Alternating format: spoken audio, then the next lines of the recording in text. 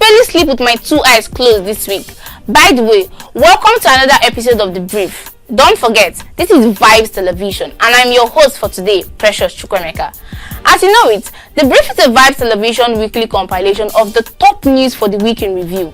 This week's story will throw you off your seats. It's a bit intertwined, so please stay with me. Now, you would recall that 25 girls were initially kidnapped in Kebbi State, followed by over 300 girls in Niger State Catholic School and 38 churchgoers in Kwara State. It may please you to know that 24 girls from Kebbi have been returned, same as the churchgoers. This was, however, followed by more terrorist attacks in Kwara, Kogi, Niger, Kano, and recently Abuja. Yes, you heard me right, the Federal Capital Territory of Nigeria. The return of those girls sparked speculation amongst masses, as there was no news of the arrest of the terrorists responsible for those attacks. The details of the operations are hazy, but presidential spokesperson Bayo Onanuga dismissed speculation that a ransom was paid. In the rescue efforts, I think they got in contact with the bandits to release those people unarmed, and I think finally on Sunday they were able to get them out unarmed. So they basically know who they are. Well, and, when you say rescue them, yeah, did they actually physically go there and get? Meanwhile, in a shocking contrast to the usual solidarity in the executive, several senators and House of Representative members have criticized the federal government for negotiating with bandits for the release of hostages. All of these attacks in different states prompted the President Bola Ahmed Tinubu to declare a security emergency in the country, instructing the police, army, and other intelligence services to recruit thousands of other additional personnel. He also ordered for the recall of police personnel from VIP military duties, and the Inspector General of Police, Kayode Ebetokun, confirmed that 11,000 policemen have been recalled. Yes, we have already withdrawn 11,566 personnel. We have given directives for that. I have seen some things posted on the social media, misleading. People are quoting figures. I don't know where they got their figures. Where they said that 120,000 policemen are attached to private individuals in Nigeria. These are lies. Not true. I don't know where they got their figure from. And that's the figure that's been brandished everywhere. That 120,000 policemen. How many are we in Nigerian police? In relation to this, a renowned cleric, Matthew Ashimolo, of the Kingsway International Christian Center, concurred with President Tinubu and is even seeking for the training of members of the National Youth Service Corps as part of the strategies to fight insecurity. Go to Israel. I'm amazed. Israel's army are 18-year-olds. You serve in the Israel army from 18 to 22. All our NYC guys, community service, should train all of them to where they see somebody just smoking hemp, not even committing any crime as yet. Then the security level will increase. God, are very good. In his words, all our NYC guys should be trained. He mentioned this, citing that in Israel, they all serve in the army from age 18 to 22. He also mentioned that the inhabitants of all states should be security conscious.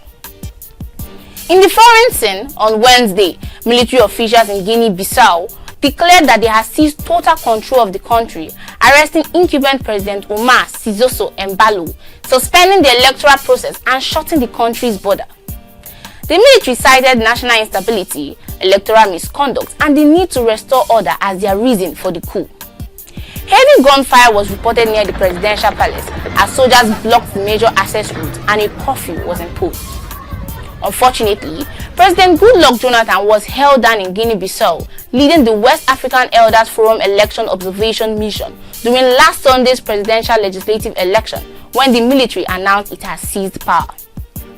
The federal government, however, confirmed on Thursday that President Goodluck Ebele is safe and has left Guinea Bissau, but we surprisingly saw him arrive in Nigeria in an Ivory Coast plane via airlifting, hereby making people ask what happened to our presidential jet.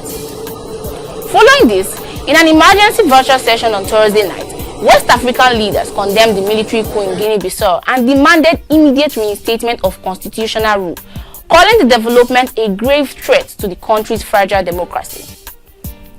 What happened in Guinea Bissau, I wouldn't call it a coup. It was not a coup. For want of better word, I would say maybe it was a ceremonial coup. Because for two things, it is the President Balo, that announced the coup.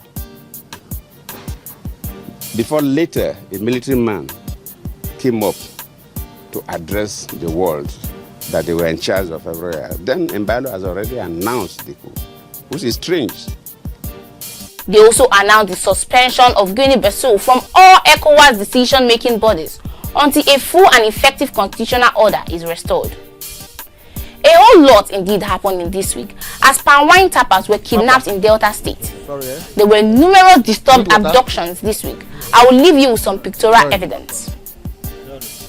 Can I go call Pami? Oh, the palm wine tapper. His friend has been killed. There were two. One has been killed.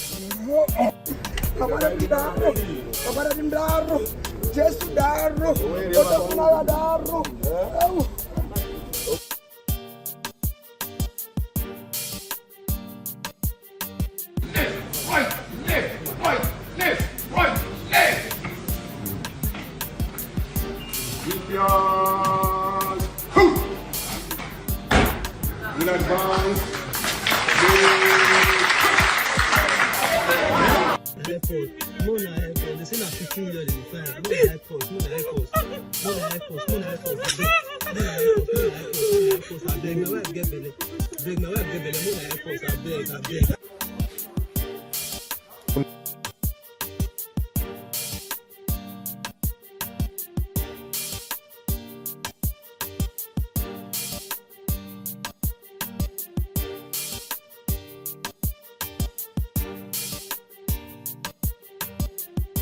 That's all on today's episode of The Brief. I will see you same time, same dial. Do have a fantastic weekend. Thanks for watching.